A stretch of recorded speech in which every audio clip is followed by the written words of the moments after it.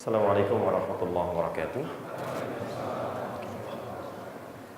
Alhamdulillahi wa kafa.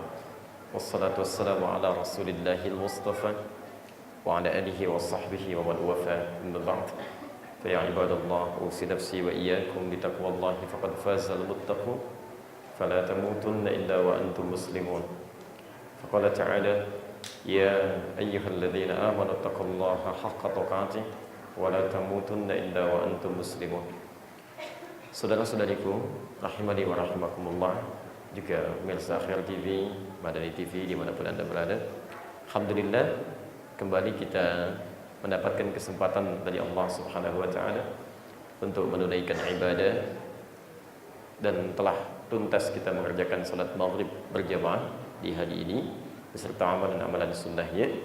Kita bermohon pada Allah Subhanahu wa taala semoga salat yang telah kita tunaikan diterima oleh Allah Subhanahu wa taala dan menjadi ibadah yang kita ikhlaskan karenanya. Selanjutnya dalam pertemuan di sesi ini di Masjid Al-Mujahadah ini, kita akan mengambil kajian tematik mengenai persoalan yang sering diingatkan oleh Nabi sallallahu alaihi wasallam, tapi esensinya jarang sekali dipahami dan tidak teraktualisasikan dalam kehidupan kita secara maksimal.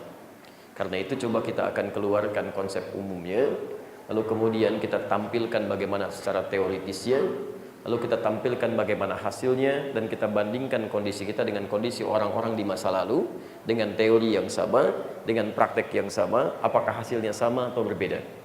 Sekiranya sama, kita bisa pertahankan. Tapi kalau berbeda, kita harus koreksi diri. Ada sesuatu yang harus kita sempurnakan di situ. Baik, persoalan dimaksud adalah mengenai persoalan takwa. Dalam setiap kesempatan yang sangat luas, Rasulullah SAW seringkali mengingatkan umatnya di zaman sahabat-sahabatnya pula, bahkan setiap Jumat sepekan sekali rutin diingatkan. Dalam setiap kesempatan ta'lim, beliau sampaikan kepada umatnya untuk selalu meningkatkan takwa kepada Allah Subhanahu wa taala, bahkan sering disitir ayat-ayat Al-Qur'an di situ. Utamanya di Quran surah ketiga Ali Imran ayat 102, posisi paling kanan sebelah atas itu. Ya ayyuhalladzina amanu taqullaha haqqa tuqatih. Hei orang-orang yang telah menyatakan dirinya beriman kepada Allah, tingkatkan takwamu kepada Allah haqqa tuqatih. Tapi dengan serius, sungguh-sungguh, dengan cara yang benar. Wala tamutunna illa wa antum muslimun, dan jangan sampai Anda wafat kecuali dalam keadaan tunduk patuh pada ketentuan Allah Subhanahu wa taala. Kadang Nabi ingatkan lagi dengan Quran surah An-Nisa surah keempat ayat pertama itu, posisi paling kiri dari mulai pertengahannya, ya ayyuhan nasu taqu rabbakumul ladzi khalaqakum min nafsin wahidah. Hei manusia, perhatikan kalimat pertama menggunakan kata iman, kalimat kedua menggunakan kata umum manusia. Hei manusia, coba mulai Anda bertakwa kepada Allah Subhanahu wa taala, Rabb Anda yang telah menciptakan Anda ya dari jiwa yang satu. Wa khalaqa minha zawjaha, kemudian diciptakan dari situ pasangannya. Mulai Anda kemudian berkeluarga. Wa batha minhuma rijalan katsiran wa nisaa, kemudian mulai berketurunan, ada laki-laki, ada perempuan. Nah, kalaupun Anda sudah berketurunan, berkeluarga, ini yang paling menarik. Ada takwa secara pribadi, ada takwa secara sosial.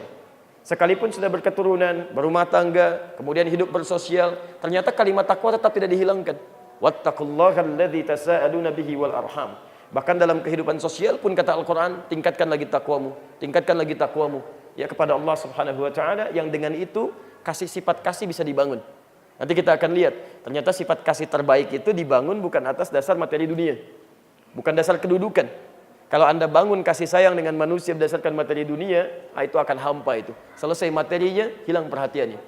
Selesai kedudukannya, tidak ada perhatiannya. Jadi ada hakikat di situ yang dibangun, bahkan dalam kasih sayang pun takwa masih masuk di dalamnya. Innallaha kana 'alaikum raqiba. Dan kalau Anda bisa bangun kehidupan itu dengan dasar takwa, dengan dasar kasih, maka Allah akan sertai kehidupan kita dalam setiap beraktivitas. Kalau di rumah ada takwa, di kantor ada takwa, di pasar ada takwa, di kehidupan sosial ada takwa, di sekolah anak-anak belajar ada takwa, maka disitulah Allah akan perhatikan semua gerak kehidupannya. Nah, sekarang persoalannya, apa esensi takwa ini? Kenapa penting dihadirkan takwa dalam kehidupan? Seperti apa gambaran dalam Al-Quran? Itu yang coba kita akan keluarkan turunannya, dan nanti kita coba hasilkan beberapa hal yang dijanjikan oleh Al-Quran. Lalu kita hadirkan suasana kita saat ini, apakah sudah mencapai itu atau belum? Kalau belum, bagaimana meraihnya? Kalau sudah, bagaimana mempertahankannya? Sepakat sampai sini? Baik, jelas insyaallah? Baik ya. Sekarang coba kita hadirkan dulu dengan satu judul atau kalimat yang bisa kita tuangkan dengan bahasa yang mudah dipahami, esensi takwa dalam Al-Quran dan Sunnah. Esensi takwa dalam Al-Quran dan Sunnah.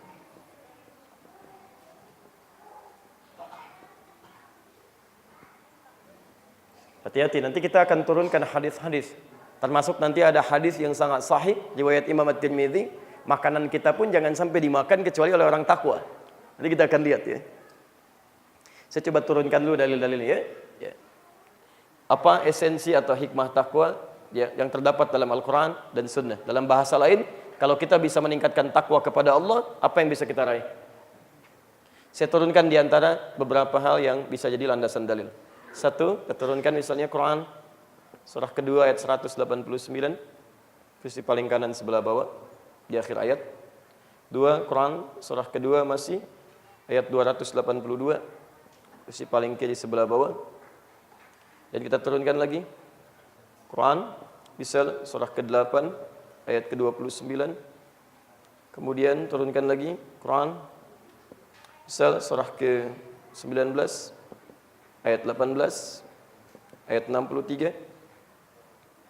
Misal kita naikkan lagi, ke ataskan lagi Quran surah Yunus surah 10 ayat 62 sampai dengan 63.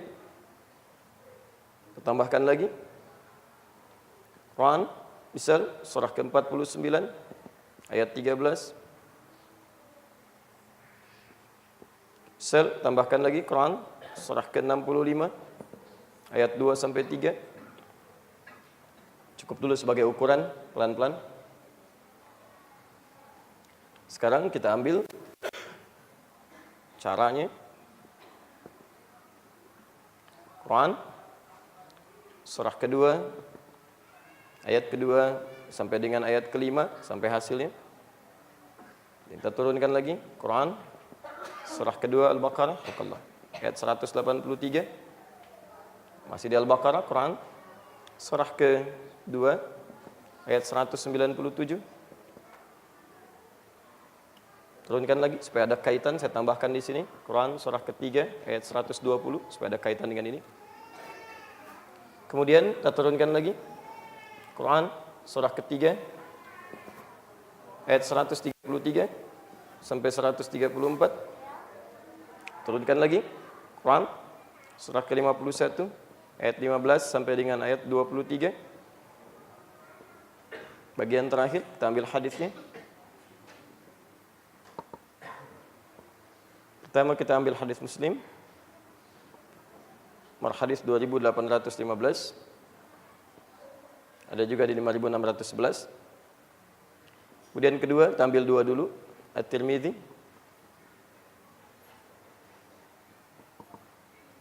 Nomor hadis 616. Nah, waktu kita terbatas, kita ambil yang paling pokok saja dulu ya. Baik, ini kurang lebih untuk materi kita hari ini sebagai pengantar. Nanti kita coba uraiannya lebih terperinci, dan nanti selanjutnya insya Allah kalau ada hal-hal yang ingin Anda tanyakan bisa nanti disiapkan. Semoga nanti ba'da Isya kita punya waktu yang cukup untuk kita diskusikan. Baik, kita coba mulai uraian kita pelan-pelan.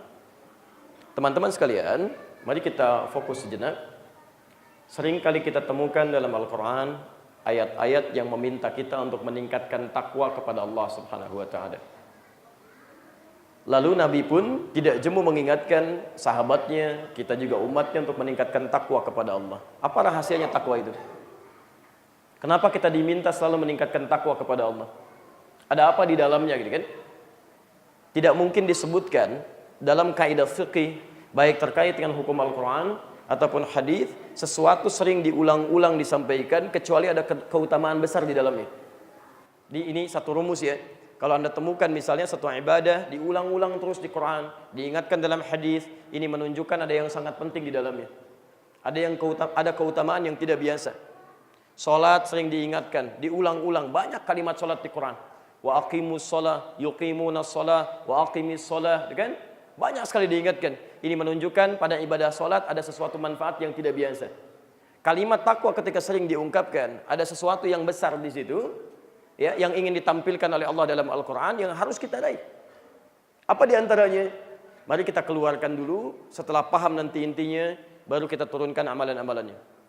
Satu, yuk kita lihat. Quran surah kedua Al-Baqarah ayat 189. Posisi paling kanan sebelah bawah di ujung ayatnya. Ayat ini berbicara tentang hilal. Yas'alunaka 'anil ahillah. Qul hiya mawaqitu lin-nasi wal hajj. Wa laysa al-birra bi an ta'tul buyuta min dhuhuriha, walakinnal birra man ittaqa. Wa'tul buyuta min abwabiha. Lihat ujungnya. Wattaqullaha la'allakum tuflihun. Dan tingkatkan takwa kepada Allah. Perhatikan rumusnya. Tingkatkan takwa Anda kepada Allah. Takwa. Bila Anda tingkatkan takwa kepada Allah, la'allakum tuflihun, supaya Anda bisa sukses dan bahagia. Sukses, bahagia. Please, bahagia. Masya Allah. Fokus, pelan-pelan teman-teman sekalian. Jadi ketika Anda bertanya, kenapa sih kita sering diingatkan meningkatkan takwa? Kata Allah, kalau Anda bisa tingkatkan takwa, saya jamin kamu bisa sukses dan bahagia. Dan kalimatnya umum. Ya, dalam kaidah fikih disebutkan sesuatu yang umum tidak bisa dikhususkan sepanjang tidak ada dalil khususnya. Jadi artinya apa? Apapun profesi Anda yang baik-baik, entah Anda di rumah sebagai kepala keluarga, sebagai ibu rumah tangga, di kantor sebagai pengusaha, sebagai pegawai, pimpinan misalnya, atau di masyarakat dan sebagainya, Anda tingkatkan takwa, maka semua karir aktivitas Anda dijamin sukses plus bahagia. Ini poinnya. Dan kalimatnya menggunakan la'alla di situ. La'allakum, la'alla. La'alla itu harfut taraji, ya, huruf yang menunjukkan pada satu harapan yang tidak mungkin bisa diraih kecuali turunannya mesti dikerjakan dulu. Jadi seakan-akan Allah ingin katakan begini, saya jamin ya, kamu akan mendapatkan kesuksesan plus bahagia dalam hidupmu jika kamu bisa tingkatkan takwa. Anda tingkatkan takwa, maka jaminannya ini yang pertama. Jadi kalau ada seseorang di antara kita mengaku muslim, sudah beriman kepada Allah, tapi hidupnya seringkali bermasalah. Pekerjaan bermasalah, di kantor bermasalah, di rumah bermasalah. Ada orang yang di kantornya champion, jadi juara, tapi di rumahnya mohon maaf, masalah tidak pernah tuntas. Kebahagiaan jarang diraih misalnya. Coba cek, barangkali persoalannya di sini. Paham sampai sini? Baik. Jadi kalau orang sudah takwanya bagus kepada Allah, maka ini insya Allah akan mudah untuk bisa diraih. Silakan lihat kisahnya sahabat-sahabat Nabi sallallahu alaihi wasallam. Saat diajarkan oleh Nabi sallallahu alaihi wasallam, bahkan alumni madrasah Nabi yang pertama di rumah Arqam bin Abi Arqam, ya, anak berusia 17 tahun, anak muda, pengusaha sukses, usia 17 tahun, masuk Islam yang ke-17, mewakafkan rumahnya di Bukit Safa itu. Ya, maka di situ belajar 40 orang, termasuk beliau itu. 40 orang dikenal dengan as-sabiqunal awwalun. Demi Allah, pelajaran pertama yang diturunkan dari Al-Quran, pelajaran meningkatkan takwa kepada Allah Subhanahu wa Ta'ala. Ketika takwa ditingkatkan oleh mereka, Masya Allah, keyakinan semakin kuat, kerinduan akan taklim semakin datang, diburu taklimnya walaupun taruhannya bisa nyawa. Begitu ketahuan bisa diinterogasi, bahkan bisa dieksekusi. Tapi mustahil ada orang bisa mempertaruhkan nyawanya untuk sesuatu, kecuali dia merasakan ada yang penting di situ. Ada yang bermanfaat untuknya. Karena mereka merasa, kok begitu ikut petunjuk Muhammad SAW, hidup saya kok semakin tenang. Ada kebahagiaan yang nggak bisa dilukiskan, kan? Ada kedamaian yang nggak bisa diraih dengan cara biasa. Makanya rela mempertaruhkan keamanan dirinya untuk mendapatkan ini bagian-bagian dari ajaran takwa Nabi SAW. Jelas sampai sini? Ini bagian yang pertama. Boleh saya hapus dulu? Alhamdulillah. Hapus dulu ini ya. Baik. Jadi pertama, saya urutkan dulu. Seorang yang bisa meningkatkan takwanya kepada Allah, maka esensi yang pertama, di balik kalimat takwa itu, supaya menjadikan hidupnya sukses dan bahagia. Apapun profesinya. Ingat betul pesan Al-Quran ini ya. Al-Quran tidak menuntut Anda untuk mendapati satu profesi tertentu. Tidak. Al-Quran tidak menginginkan Anda untuk jadi ustadz semuanya misalnya. Masya Allah, nggak ada. Saya nggak pernah temukan ayat di Quran semua orang Islam jadi ustadz, bisa kan? Kalau antum semua jadi ustadz, siapa jamaahnya gitu kan? Saya bisa pulang hari ini juga kan? Baik. Yang diinginkan cukup satu. Anda bisa soleh dan bisa takwa. Jadi apapun silakan. Jadi pengusaha takwa. Ya, jadi diplomat takwa. Jadi pengajar takwa. Jadi ustadz yang takwa. Karena ada ustadz yang nggak takwa, itu ada. Ada, jangan dikira nggak ada. Ada ustadz tidak takwa, ada. Ada ustadz yang cuma cari uang. Ada ustadz yang cuma cari popularitas. Ada ustadz yang cuma cari jamaah. Ada penghafal Quran yang zalim, ada. Dan ayatnya ada di Quran. Nanti kita turunkan. Jangan dikira penghafal Quran semuanya baik. Tidak. Ada yang salah niat untuk menghafalkannya sehingga salah outputnya. Ada di Quran surah 35 Fatir ayat 32, posisi paling kiri sebelah atas. Wa minhum zalimun li nafsih. Ada orang yang hafal Quran, tahu hukum tapi zalim pada dirinya sendiri. Bahkan ada yang menggunakan ayat-ayat Quran sekedar mencari keuntungan dunia, tidak sedikit. Ya, apa Anda pikir yang mengatakan sekarang semua agama itu sama, menuju pada Tuhan yang sama? Apa Anda kira buta dengan ayat-ayat Quran? Tidak, dia tahu ayatnya.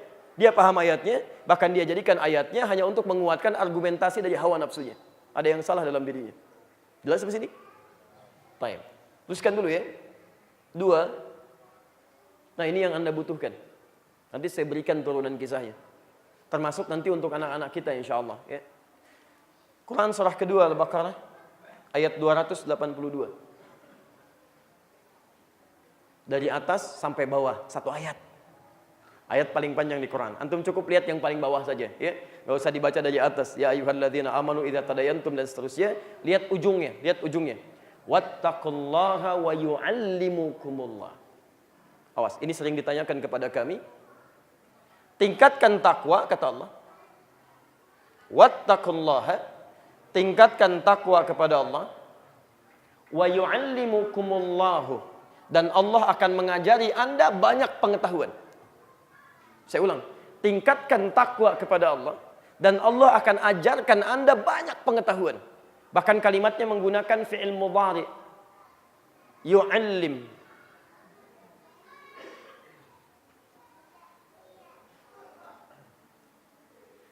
Kalau ada kalimat dalam bahasa Arab diawali dengan huruf ya, itu disebut dengan mudhari'. Dalam bahasa Inggris punya 3 arti. Bisa present, sekarang, bisa continuous, terus bisa future, di masa yang akan datang.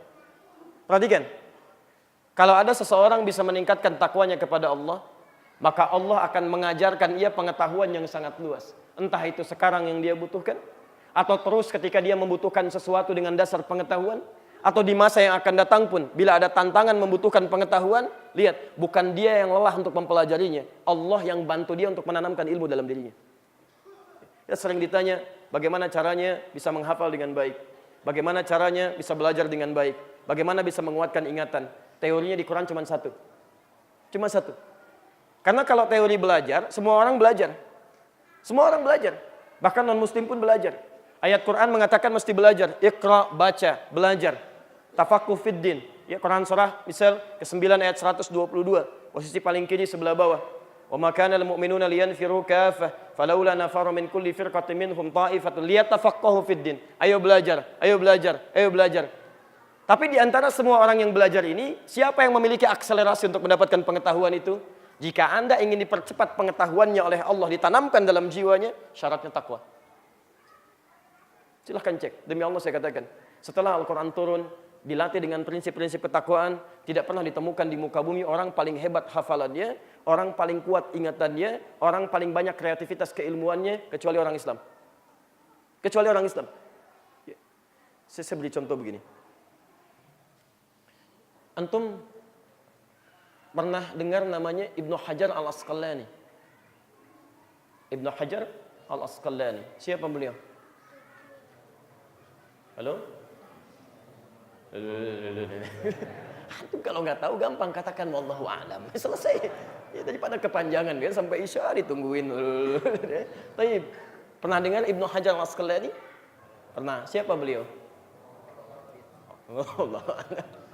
Baik. Ya, Ibnu Hajar Al-Asqalani banyak sekali karyanya. Ya, seorang muhaddits, ahli hadis, ahli Al-Qur'an, ahli fikih, tapi lebih dikenal sebagai seorang ahli hadis.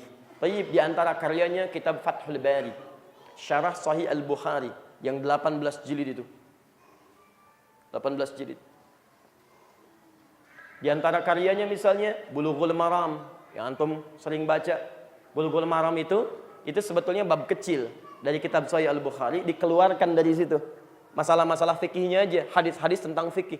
Jadi kalau antum baru bisa Bulughul Maram itu baru dasar. Ya, kalau di Timur Tengah itu yang dipelajari anak SD, anak SMP untuk dasar-dasar fikih supaya lebih mudah untuk dipelajari. Nah, itu sebagian kecil dari Sahih Al-Bukhari. Tapi diambil misal Bulughul Maram syarahnya Subulus Salam, itu kan? Ada 1 jilid Bulughul Maram. Itu yang menulis dikenal dengan Ibnu Hajar Al-Asqalani. Saya beri rumus sebentar. Saya boleh hapus ini? Baik. Alhamdulillah. Tenang saja ya. Ini kedatangan kedua saya ke sini, saya masih konsisten, tenang. Antum jangan khawatir. Saya datang sendiri, terangin sendiri, tulis sendiri, hapus sendiri, enggak ada masalah. Enggak ada masalah ya. Antum duduk aja lihatlah ya. Sekarang perhatikan. Saya tulis Ibnu Hajar Al-Asqalani. Al-Asqalani. Asqalani. Fokus sini. Apa artinya Ibnu? Halo? Baik, kalau tidak tahu katakan apa? Allahu a'lam. Baik, apa artinya Ibnu? Anak. Baik, bukan anak. Anak banyak dalam bahasa Arab. Ada anak laki-laki, ada anak perempuan, anak laki-laki dan perempuan banyak. Kalau Ibnu anak apa? Taib, Ibnun khusus untuk anak laki-laki. Baik, anak laki-laki. Jadi kalau ada kalimat Ibnun disingkat dengan bin. Kalau hamzah wasalnya dibuang jadi bin. Isa bin Maryam. Isa anak laki-lakinya Maryam. Karena Maryam tidak punya anak perempuan. Jelas ya? Kalau perempuan ibnatun, ibnatun. Tambah tak di ujungnya. Kalau mau disingkat buang hamzahnya, pindah kalimatnya ke sini jadi bintun, taknya dibuka. Jadi binti disingkat. Aisyah binti Abi Bakar. Jadi kalau Anda mendengar kalimat binti, binti pasti perempuan. Tapi kalau ibnun, ibnun bin pasti laki-laki. Berarti Ibnu Hajar itu laki-laki atau perempuan? Pertama laki-laki. Ibnun. Anak siapa ini? Karena kalau tadi kan Isa bin Maryam. Isa anaknya Maryam, jelas. Baik. Anak laki-laki siapa? Hajar. Apa artinya Hajar? Batu. Baik. Di Mekah ada Ka'bah. Baik ya. Dimulai tawafnya dari mana? Hajar Aswad, batu hitam. Sekarang Ibnu Hajar, anaknya batu. Apa bapaknya namanya Hajar? Keras seperti batu? Tidak. Taib. Lihat kalimatnya. Anak batu. Apa batu berumah tangga melahirkan? Tidak. Kenapa dinamakan dengan anak batu? Al-Asqalani. Kalau sudah ada yang seperti ini, saya sudah pernah ajarkan dulu rumusnya. Setiap menemukan al, ujungnya i, pasti daerah. Pasti dari daerah, kan? Caranya tinggal tutup alif lamnya dengan kalimat i-nya dibuang dari Asqalan. Bukhara al-Bukhari, Tirmidz at-Tirmidzi, Padang al-Padangi, Minangkabau al-Minangkabawi, kan? Banten al-Bantani, Palembang al-Palembangi, Grand Sharon al-Grand Sharoni, gitu kan? Ada semua. Al-Asqalan, Al-Asqalani, dari Asqalan, dari Asqalan.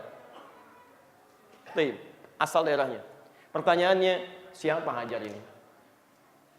Ibnu Hajar. Nah ini dalam dunia tulisan tempo dulu ini diistilahkan dengan nama pena. Ya, dikutip oleh sebagian orang Barat sekarang dipopulerkan di Indonesia. Nama pena itu orang Islam sudah pakai dari dulu. Orang Barat cuma ambil dari kita, diambil, dilekatkan istilahnya dengan bahasa-bahasa mereka. Taib, yang jadi masalah siapa orang ini sampai membuat nama pena anaknya batu. Anaknya batu. Ya, nama aslinya kan Zaid. Nama aslinya Zaid, bukan Ibnu Hajar. Cuma Anda mesti tahu, terjadi peristiwa dalam hidup beliau. Ya, beliau ini anak cerdas. Cuma ditimpa musibah kehilangan ayahnya, kemudian ibunya, kehilangan orang tuanya. Sampai dalam keadaan belajar, ya ada pikiran yang luar biasa. Sampai secara singkat kehilangan kekuatan ingatan itu. Belajarnya susah, macam-macamnya, banyak pikiran dan sebagainya. Sehingga ketika ke kelas pun suka nggak nyambung. Dalam taklim sulit menangkap sesuatu, berat menangkap pelajaran. Bahkan yang kecil-kecil sulit dihafalkan, beratnya luar biasa karena ada beban di kepala dan jiwa beliau yang belum keluar di situ. Apa yang terjadi? Satu kali saking sulitnya mendapatkan materi pelajaran yang kuat itu, orang lain cepat menangkap dia kesulitan, dia sampai putus asa meninggalkan sekolahnya, pergi keluar dari kelas. Begitu berjalan meratapi dirinya, qadarullah kemudian Allah berikan tanda, hujan terjadi. Hujan, cukup lebat. Maka beliau kemudian melihat cari tempat berteduh, diputuskanlah masuk ke salah satu gua di situ. Begitu masuk ke salah satu gua, kemudian diam di situ, menunggu hujan reda. Ya qadar Allah kemudian semakin reda, semakin reda, semakin reda. Beliau kemudian diam, saat diam itulah mendengar suara. Beliau dengar air bekas hujan itu menetes di batu. Ternyata Masya Allah, air yang lembut, kan? Air yang lembut, yang sangat luar biasa, tipis, kecil. Tipis, seperti suara mic mulai menipis dia. Tipis, Masya Allah. Ya, kecil, habis saja gitu ya. Baik, ganti. Baik, halo. Baik, masih ada?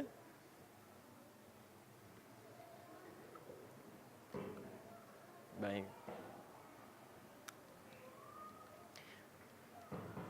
Alhamdulillah.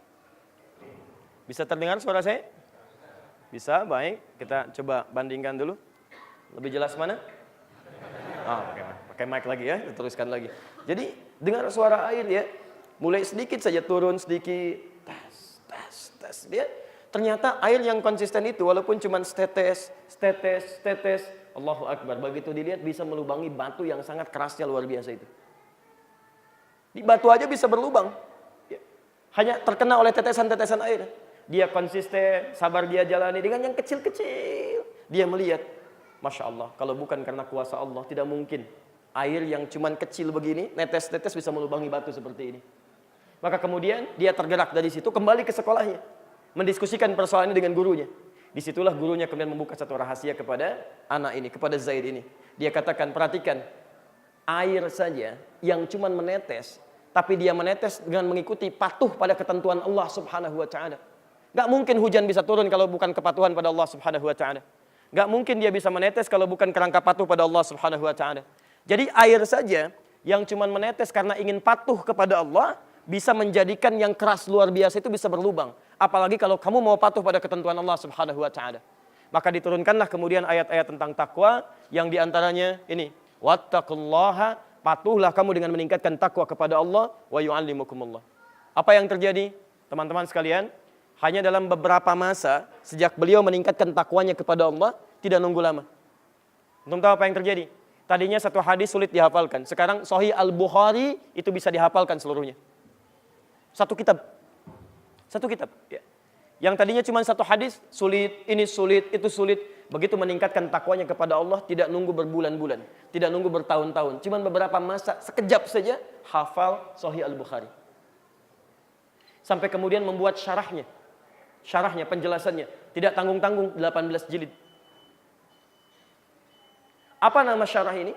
Apa rahasia di balik namanya? Sampai kemudian beliau mencantumkan nama penanya dengan Ibnu Hajar. Nanti kita lihat setelah kita menunaikan salat Isya berjamaah. Subhanakallahumma bihamdika asyhadu an la ilaha illa anta astaghfiruka wa atubu ilaik. Assalamualaikum warahmatullahi wabarakatuh.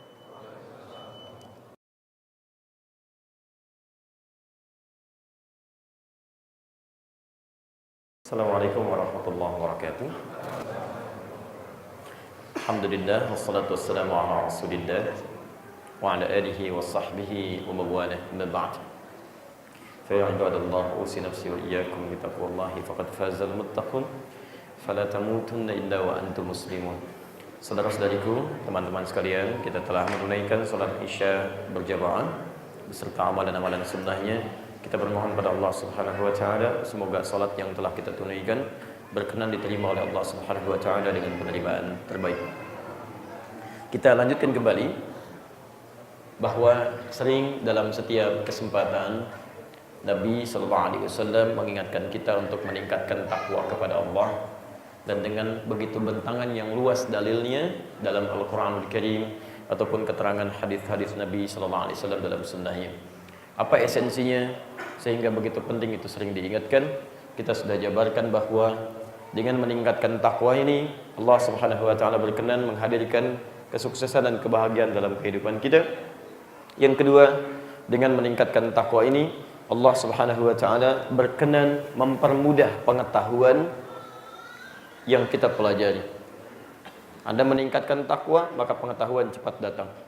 Seperti pernah seorang bernama Zaid yang merasakan kesulitan dalam belajar, kemudian dinasehati oleh gurunya untuk meningkatkan takwa kepada Allah dengan mematuhi segala ketentuan-ketentuannya, seperti tetesan air yang hanya karena patuh kepada Allah dia menetes, bisa melubangi batu yang begitu kerasnya.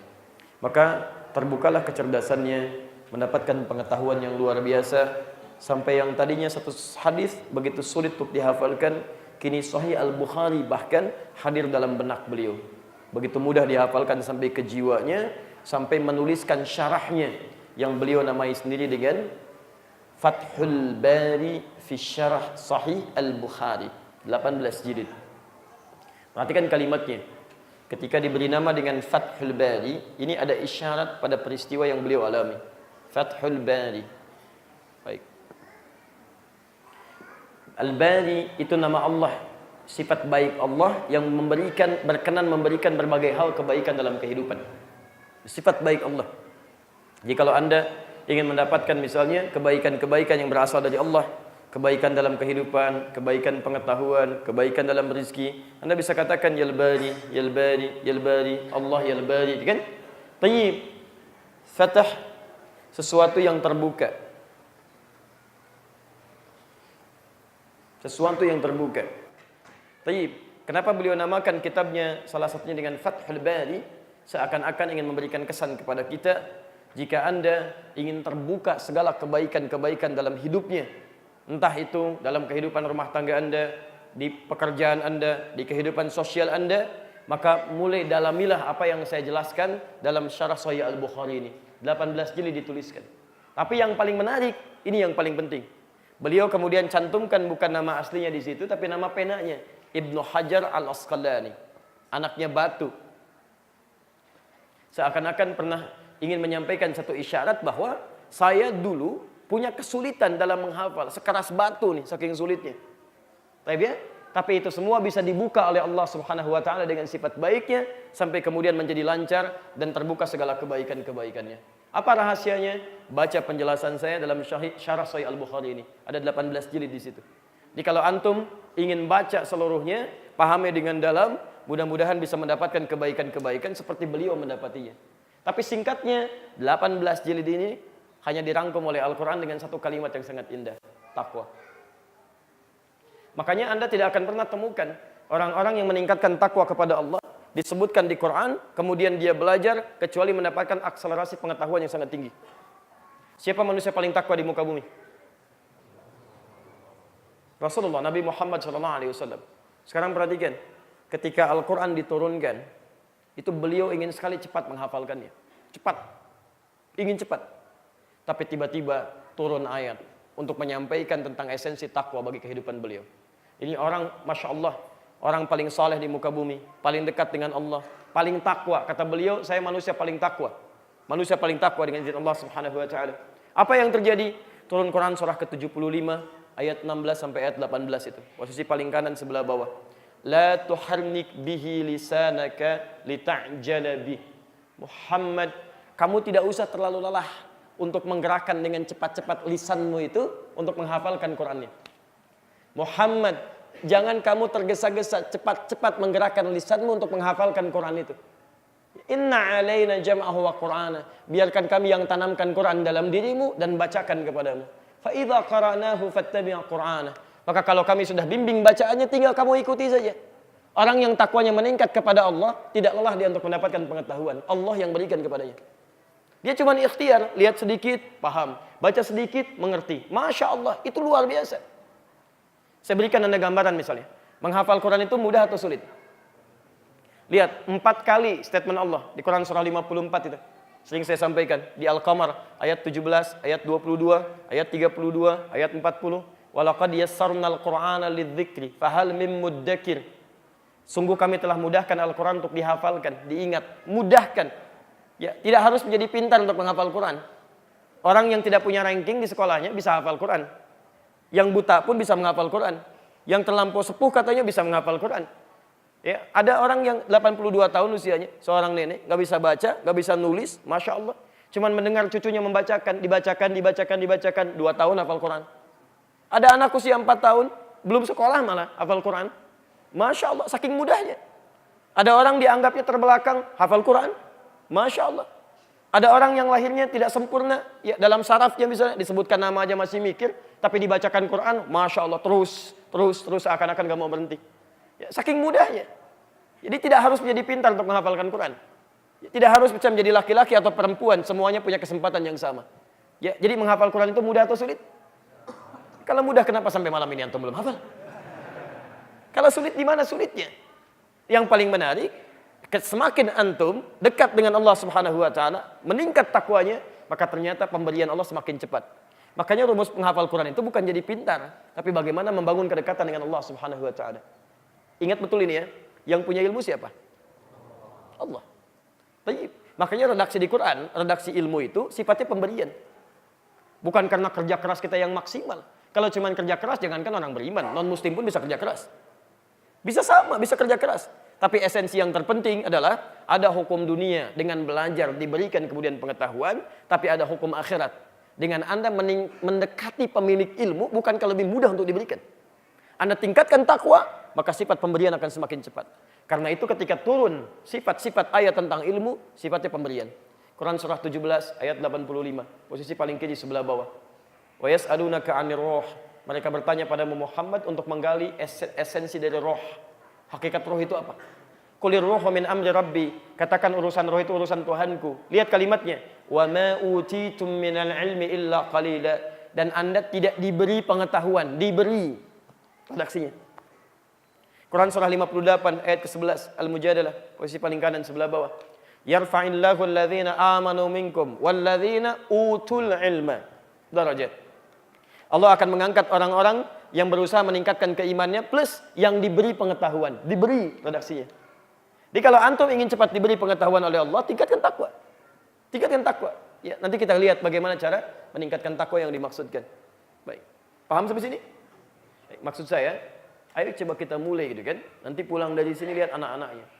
Kalau ingin akselerasinya meningkat, pengetahuannya meningkat, ada keberkahan di dalamnya. Beda antara hafal dengan berkah itu lain.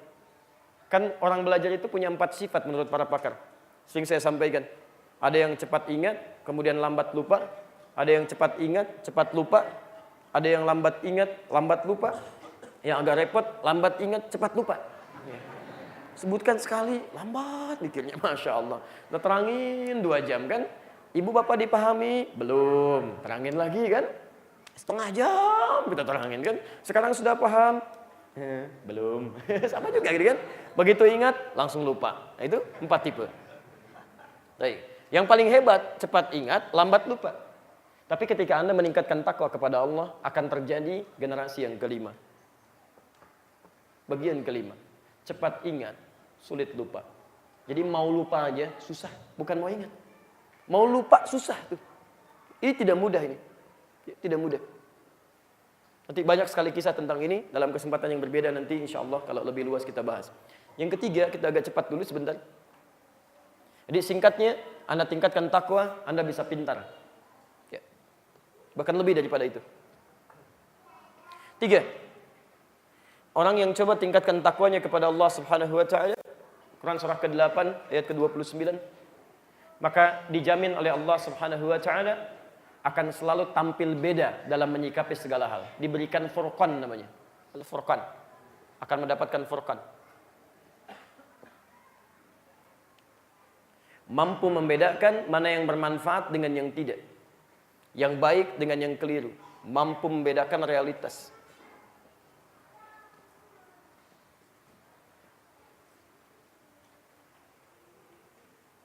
In tattaqullaha yaj'al lakum furqana. Ya, lihat kalimatnya. Lihat kalimatnya. Jika Anda bisa tingkatkan takwa kepada Allah, in itu harfus syartin, huruf syarat. Yaj'al lakum furqana. Maka Allah akan berikan kepada Anda, akan jadikan diri Anda punya furqan. Jadi kalau ingin mendapatkan furqan, Anda tingkatkan takwa. Apa itu furqan? Kemampuan untuk membedakan satu realitas, mana yang bermanfaat, mana yang tidak. Mana yang baik, mana yang tidak. Karena Anda mampu membedakan mana yang bermanfaat, mana yang tidak, maka sikap Anda pun akan berbeda. Misal, Anda dapatkan makanan misalnya kan, banyak berjajar.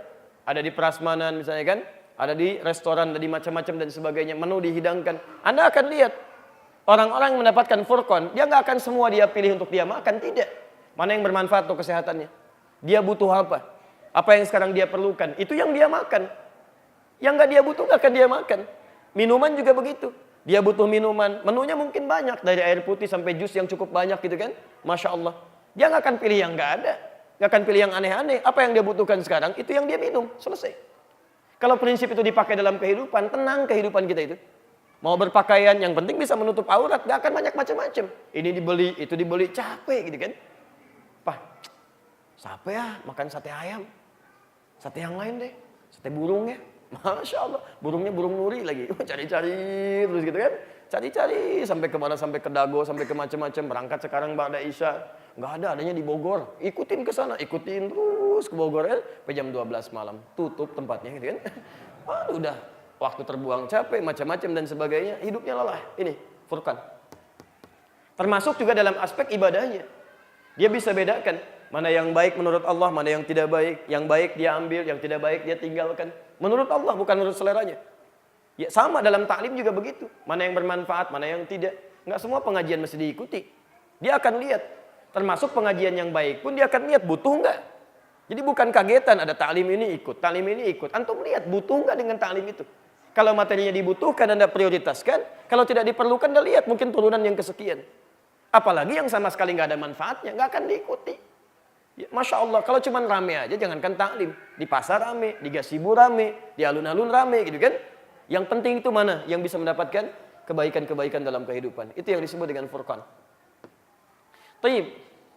Masya Allah, banyak sekali ayatnya. Orang yang bisa meningkatkan takwa kepada Allah. Sampai jam berapa kita? Taib. Lihat, teruskan. Orang bisa meningkatkan takwa kepada Allah Subhanahu wa taala. Saya ambil satu ayat saja di surah Maryam, Quran surah 19 ayat ke-18. Maka Allah akan menjaga dia dari maksiat. Dijaga dari maksiat. 4. Dijaga dari maksiat. Masya Allah. Wah, ini yang tidak mudah nih. Jadi Sayyidah Maryam itu ketika beliau sedang sendirian kedatangan seorang lelaki, malaikat yang sedang menyamar itu. Begitu datang, mengatakan saya diutus oleh Allah Subhanahu wa taala untuk meniupkan roh karena Anda akan mengandung. Qalat, Maryam berkata, "Inni a'udzu birrahmani minka in kunta taqiyya." Lihat kalimatnya. Lihat kalimat ujungnya, in kunta taqiyya. Sungguh saya berlindung kepada Allah Subhanahu wa taala yang Maha Rahman, yang menyayangi saya sejak saya mulai dilahirkan sampai dengan hari ini. Saya berlindung kepada Allah dari perilaku maksiat Anda jika Anda bertakwa. Kenapa ada kalimat jika Anda bertakwa? Para ulama tafsir sepakat menyimpulkan karena orang itu jika bertakwa kepada Allah pasti akan meninggalkan maksiat. Mustahil ada orang takwa mengerjakan maksiat, mustahil.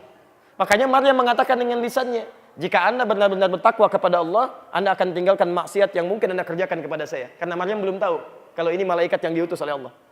Tapi kalimat di sini ketika dikeluarkan oleh Sayyidah Maryam, beliau katakan, jika Anda bertakwa, ini kalimat kata ahli tafsir menunjukkan pesan bahwa orang-orang yang bertakwa kepada Allah itu akan dijaga dari maksiat. Mustahil bisa berbuat usil dalam kehidupannya. Ya. Akhirnya setelah dipahamkan bahwa dia malaikat, kan? Dengan izin Allah Subhanahu wa taala akan meniupkan, tidak pernah menyentuhnya, bahkan tidak menyentuh.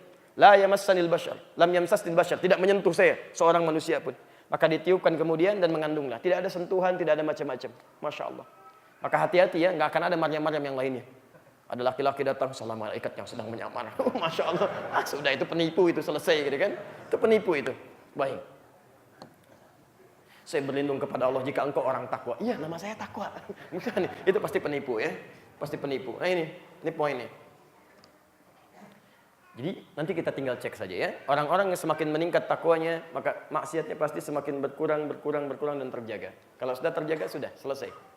Maka tangannya dipandu oleh Allah, kakinya dipandu oleh Allah, bahkan dari ujung kepala sampai ujung kakinya, dari ujung kepala. Matanya nggak akan lihat maksiat, telinganya nggak akan dengar maksiat, lisannya nggak akan bicara maksiat sampai ke ujung kakinya, tidak akan melangkah pada yang maksiat. Ini poinnya. Quran surah 10 ayat 62 sampai 63. Kalau orang sudah lebih tingkatkan takwa lagi, maka Allah akan naikkan derajatnya menjadi aulia Allah. Aulia Allah, orang yang sangat dekat dengan Allah Subhanahu wa taala. Dekat dengan Allah.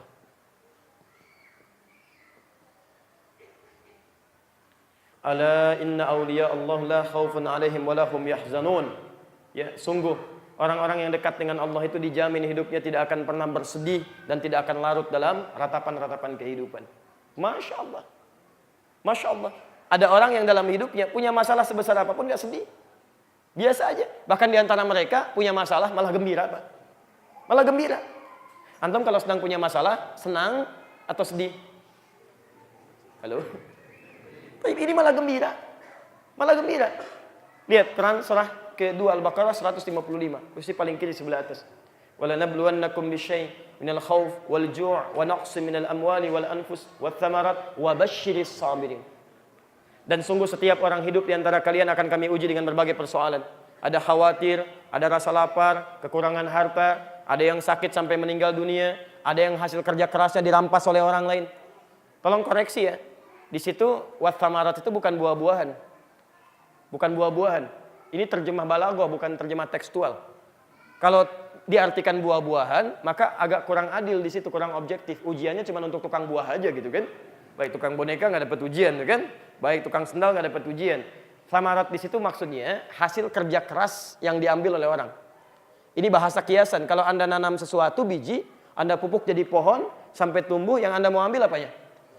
Ini ada orang nanam modal, sudah keluar orang banyak, ikut tender, begitu mau jadi diserobot orang. Itu poinnya. Ada orang nanam mangga pelan-pelan, Anda mau tumbuh siram-siram, kayaknya besok panen. Yuk kita tidur istirahat untuk menanam, untuk memanen mangga keesokan hari. Alhamdulillah, begitu bangun sholat subuh, ayo siap kita panen mangganya. Melihat tinggal pohonnya, mangganya nggak ada. Ini samarat. Wabasyiris sabirin, berikan kabar gembira pada orang sabar. Lihat, tipikal orang takwa diantaranya sabar. Malah gembira, punya masalah malah gembira. Alhamdulillah, Allah titipkan masalah kepada saya bukan pada yang lain. Saya yang diberikan pahalanya, bukan orang lain. Takwa, tidak mudah itu. Ya. Siapa orang ini? Ya. La khaufun alaihim wa lahum yahzanun ini. Dari mana taunya orang takwa? Ayat 63-nya. Alladzina amanu wa kanu yattaqun, yaitu orang-orang yang beriman kepada Allah dan berusaha meningkatkan takwanya. 5, 6. Tenang saja 6 ya. Saya hapus dulu. Nih. Bismillah. Baik. Quran surah 49 ayat 13. Singkatnya, orang takwa itu akan dimuliakan oleh Allah. Dari sekian kehidupan manusia. Ya ayyuhan nas, hai manusia, inna khalaqnakum min dzakarin wa untha. Kami ciptakan kalian dari laki-laki dan perempuan. Wa ja'alnakum syu'uban wa qabaila. Kami jadikan engkau banyak bertempat-tempat, bersuku-suku. Ada beda RT, beda RW, kecamatan sampai beda negara gitu kan. Wa qabail, dan sukunya lain-lain. Masya Allah. Antum Jawa Barat sukunya bisa beda gitu kan. Medan sukunya bisa lain. Lita'arafu, untuk saling mengenal satu dengan yang lainnya. Tapi siapa yang paling mulia di antara mereka itu? Lihat, inna akramakum indallahi atqakum.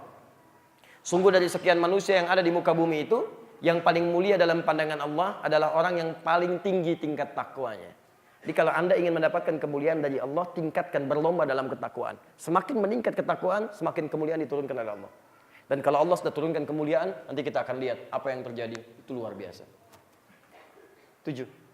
Anda nggak perlu bangun hotel Anda makan mulia untuk mendapatkan kemuliaan. Tidak, ya. Anda tingkatkan takwa, poin ini dapat. Terakhir. Masih ada 2. Banyak sebetulnya. Quran surah 65 ayat 2 sampai 3. At-Talaq di ujung ayatnya. Wa may yattaqillaha yaj'al lahu makhraja. Siapa yang bisa meningkatkan takwanya kepada Allah, maka kesulitan-kesulitan hidupnya akan diberikan solusi, diberikan kemudahan. 7, solusi dari setiap persoalan hidup. Apapun itu. Gak ada orang gak punya masalah. Termasuk antum di sini. Jangan dikira tenang-tenang gitu kan. Masya Allah, ada yang nulis, ada yang konsentrasi, ada yang nundutan. Masya Allah, jangan dikira antum gak punya masalah. Belum tentu itu. Ada yang di rumah masalah belum selesai gitu kan. Ada yang di kantor belum tuntas. Jangan dikira gak punya persoalan. Lihat, solusinya gampang. Biaya gak banyak, tenaga gak capek. Kata Allah, wa may yattaqillah, tingkatkan takwa. Alhamdulillah. Yaj'al lahu makhraja. Kami berikan jalan keluar. Bahkan rezeki yang susah pun, wa yarzuqu min haitsu la yahtasib. Jangankan yang Anda kejar-kejar, yang Anda enggak duga kami datangkan. Bahkan kalau diteruskan sampai ayat keempat, wa may yattaqillah yaj'al lahu min amri yusra. Bahkan kami jadikan semua urusannya mudah. Mudah di rumah mudah, kantor mudah. Masya Allah. Alhamdulillah. Nah, saya ambil contoh yang terakhir. Bahkan ketika Anda diganggu orang pun, ada yang menyakiti Anda, ada yang memerangi Anda, ada yang berbuat makar gitu kan, macam-macam dan sebagainya, itu gampang rumusnya. Quran surah ketiga Ali Imran ayat 120.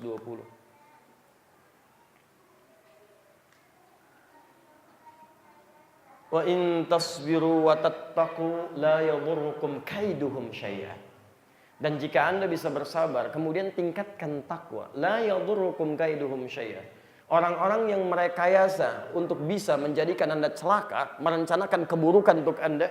Ada orang yang siap misalnya mencuri di rumah Anda, ada orang ingin menjelek-jelekan martabat Anda, ada orang ingin menyakiti Anda dengan celaan, fitnah, tuduhan. Lihat rumusnya. Anda tingkatkan takwa kepada Allah, la yadhurrukum. Darrun itu sesuatu yang melukai, gak akan pengaruh terhadap fisik Anda. Dibuat tenang Anda. Walaupun masalahnya berjalan, Anda gak banyak mikirin, biarin aja. Masya Allah, silakan aja, gak ada masalah.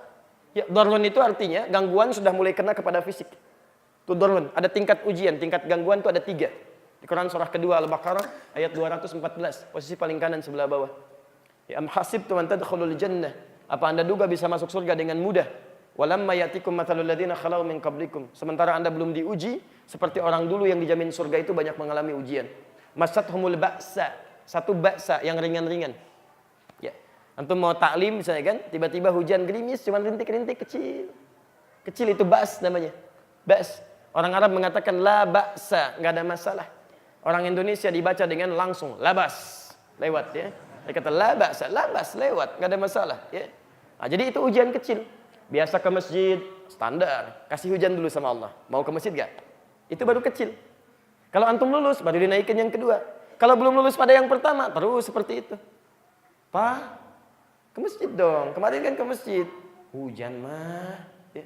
Kan kecil aja cuman gerimis. Ah, takut riak nantinya. Oh, takut riak. Masya Allah gitu kan. Pada belum lulus. Takut riak. Ini. Alhamdulillah.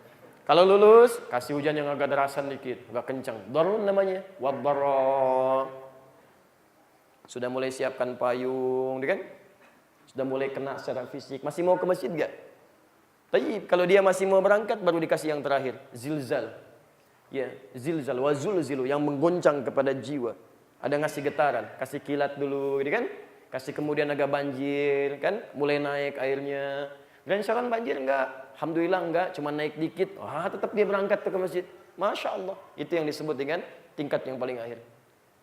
Kalau Anda sedang berada di ujian yang tingkat ini, Anda menghadapi masalah yang menurut Anda berat, sampai hati Anda bergoncang, sampai mengatakan, ya Allah, kapan ini berakhir? Itu Masya Allah. Yakinkan pada diri Anda bahwa Anda sedang berada di level keimanan yang cukup tinggi. Tingkat paling tinggi, nomor 3. Ya, karena Anda dianggap sebagai orang yang cukup untuk mendapatkan itu. Ya, naikkan, dinaikkan. Berbahagialah, karena Anda terpilih. Kalau Allah sudah naikkan Anda jangan turunkan. Ada yang sampai mikirin, sampai depresi, sampai nggak mau sholat, Anda turunkan lagi. Ingat ini ya. Allah tidak mungkin uji seorang hamba kalau dia tidak mampu untuk bisa mengatasinya. Rumusnya jelas. La yukallifullahu nafsan. Tidak mungkin Allah menitipkan ujian pada hamba yang tidak sanggup menjalaninya. Jadi kalau Anda punya masalah seberat apapun, dimanapun, itu tandanya cuma Anda yang sanggup. Yang lain tidak. Termasuk saat ini. Anda punya masalah di rumah tangga, di kantor, beratnya luar biasa. Memang cuma Anda yang mampu, yang lain enggak. Makanya dititipkan pada Anda, bukan pada yang lain. Maka syukuri itu. Dan gak usah bikin status. Memang cuma saya yang mampu. Gak ada kerjaan. Hadirkan gitu kan. Karena orang yang kecil diberikan ujian kecil. Iman menengah diberikan ujian menengah. Iman mulai kuat diberikan ujian yang kuat. Jangan dikira mudah untuk mengatasi di awal-awal. Memang menyesuaikan. Anda biasa main-main tiba-tiba pengen taklim jadi lebih semangat. Jangan dikira langsung mudah. Tidak. Ada tantangan-tantangan dan sebagainya. Gitu kan. Paham sampai sini? Baik. Tapi rumusnya, begitu Anda tingkatkan takwa kepada Allah, itu nggak akan berpengaruh. Awalnya kecil-kecil aja. Tadinya kumpul-kumpul dengan teman-teman, manfaatnya banyak yang kurang, sekarang ke masjid, kan? Baru ringan-ringan. Masya Allah. Udah mulai soleh nih. Masih kecil itu. Alhamdulillah, saya masih doni, soleh mah tetangga kita, gitu kan? Baik, jalan. Yuk, ayo ngaji, ya. Sudah masih kecil-kecil. Besoknya sudah mulai lain, itu biasa. Lama-lama, Anda akan mendapatkan kenikmatan yang gak bisa dibayar dengan apapun. Tadinya ketinggalan sholat fardu biasa-biasa. Sekarang ketinggalan sholat sunnah, sudah gelisah. Ya Allah, kok nggak tahajud tadi malam ya? Ya Allah, ketinggalan 2 rakaat fajar. Tadinya kumpul-kumpul ketinggalan mulai nggak enak. Sekarang ketinggalan taklim aja sudah nggak tenang Anda. Ya Allah, telat saya. Ya Allah, kok nggak dapet ya? Itu nggak bisa dilukiskan tuh keindahannya. Nikmat gitu. Ya. Dulu baca Al-Quran, sekarang mulai baca Al-Quran. Begitu menghafal 1 ayat Al-Quran, wah, itu lebih daripada mendapatkan 1 proyek. Anda pilih mana? Bisa menghafal Al-Quran sampai selesai atau mendapatkan proyek senilai 100 miliar?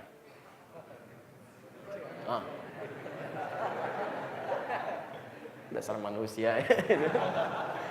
Haula wala quwwata illa billah. Selalu pengen yang ketiga. Hafal Quran plus 100 miliar. Haula wala quwwata illa billah. Nah, ini gambarannya. Orang takwa sukses dan bahagia.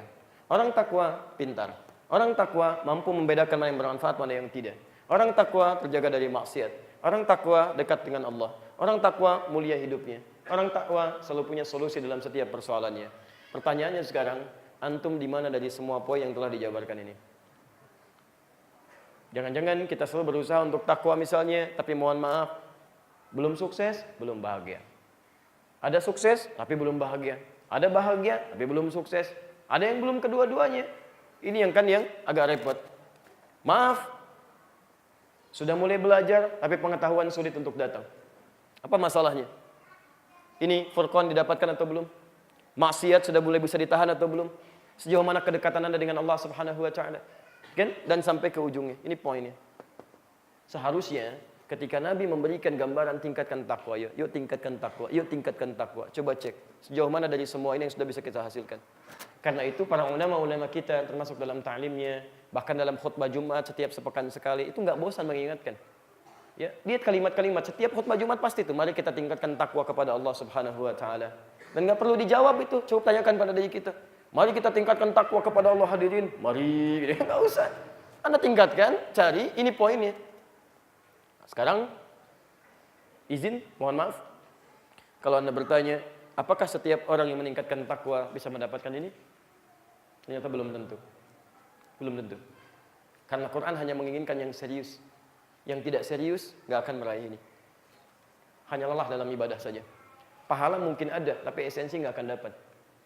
Karena itulah ketika Nabi mengingatkan takwa, Nabi mengambil satu ayat yang khusus yang menunjukkan keseriusan dalam meningkatkan takwa kepada Allah Subhanahu wa taala. Itulah Quran surah ketiga ayat 102 itu, posisi paling kanan sebelah atas. Saya hapus lagi ya. Hapus dulu. Bismillah.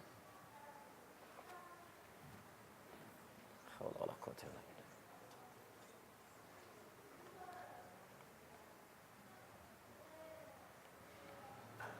Baik.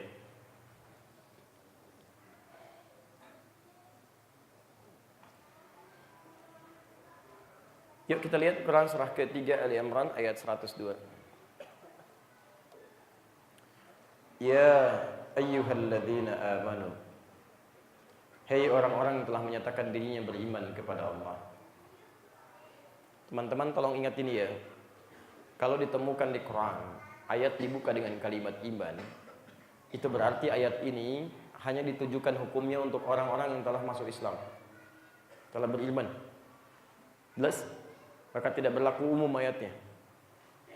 Tapi juga sekaligus sebagai sindiran. Jangan-jangan ada yang mengaku muslim tapi imannya nggak ada dalam dirinya. Hati-hati ya, hati-hati. Baik. Dan istilah-istilah iman, nanti istilah setelahnya ittaqullah, tingkatkan takwa kepada Allah. Ingat istilah iman, istilah takwa itu nggak akan ditemukan kecuali dalam Al-Quran. Sebenarnya di kitab-kitab lain nggak ada. Yang ada sekarang maksudnya, bukan kitab-kitab dulu. Silahkan cek di kitab-kitab yang ada sekarang. Nggak ada kalimat-kalimat takwa itu. Itu kan cuma rekayasa terjemahan saja. Silahkan cek. Dikeliru kalau ada umat misalnya di agama lain, ya misal mengeluarkan statement dengan beribadah kepada Tuhan A, kita meningkatkan takwa misalnya. Takwa itu nggak ada. Takwa itu kosakata khusus, kosakata syariat namanya, bukan cuma kosakata bahasa Arab. Makanya di zaman jahiliyah pun nggak pernah orang jahiliyah mengatakan kalimat takwa. Ayo kita tingkatkan takwa kepada Lata dan Uzza. Nggak ada. Karena kalimat takwa itu kosakata syariat namanya, kosakata syariat. Yang disyariatkan jadi ketentuan dalam beragama. Makanya nggak akan Anda temukan kalimat-kalimat ini kecuali dalam syariat Islam, baik di Al-Quran ataupun di Sunnah. Sekarang perhatikan kalimatnya. Hei orang-orang yang telah menyatakan dirinya beriman kepada Allah, ittaqullah.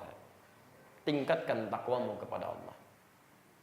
Kalau ayatnya berhenti di sini, maka Anda punya kebebasan. Yang penting meningkat aja. Gak ada masalah. Salatnya meningkat, puasanya meningkat, bacaan Al-Qur'annya meningkat. Ya. Kalau meningkat itu ada yang ditambah secara spesifik, misal baca sekarang 2 ayat Al-Baqarah, besok 20 ayat, jelas ditambah. Ada yang dimaksudkan penambahannya dengan sunnah. Misal salat fardu misalnya ada 5 waktu, ditambah salatnya, maksudnya tambah dengan salat sunnah. Bukan yang biasa kemudian jadi ditambah. Ya Allah, kemarin saya jarang salat ya Allah. Saya jauh dari hamba bertobat ya Allah.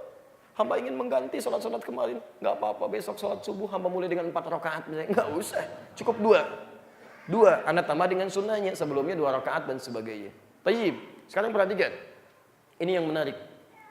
Tingkatkan takwamu kepada Allah. Tidak cukup sampai sini. Haqqa tuqati. Dengan serius.